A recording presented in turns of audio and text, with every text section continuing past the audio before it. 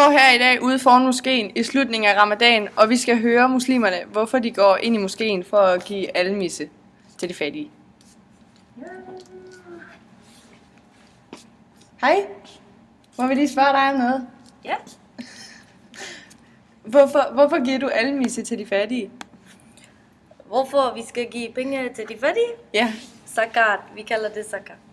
Vi skal give penge til de fattige for at vise, at vi ikke er egoistiske, og at vi hører alles ønsker. Det er meget vigtigt, at vi hører alles ønsker. Vi skal jo give dem penge, så vi kan gøre dem glade, og vise respekt, og så vi kan komme tættere på himlen.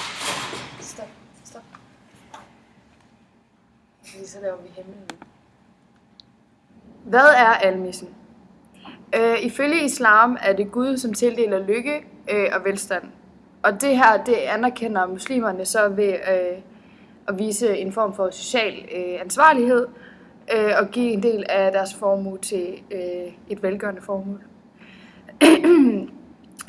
Muslimerne kalder det for zakat, og det betyder renselse, og det er dermed det er altså en frivillig pligt, som man skylder Gud.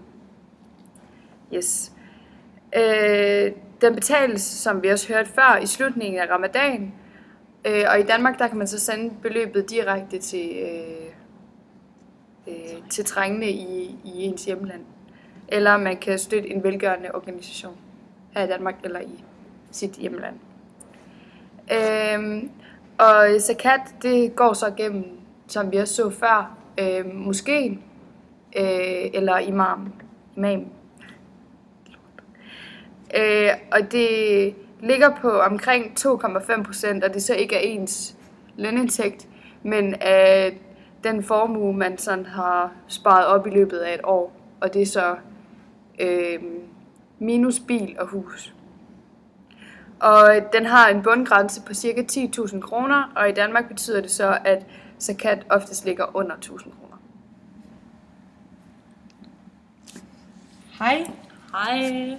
Så har du lige været inde og give almisse. Ja, det har jeg. Hvordan føles det? Jeg er tættere på himlen.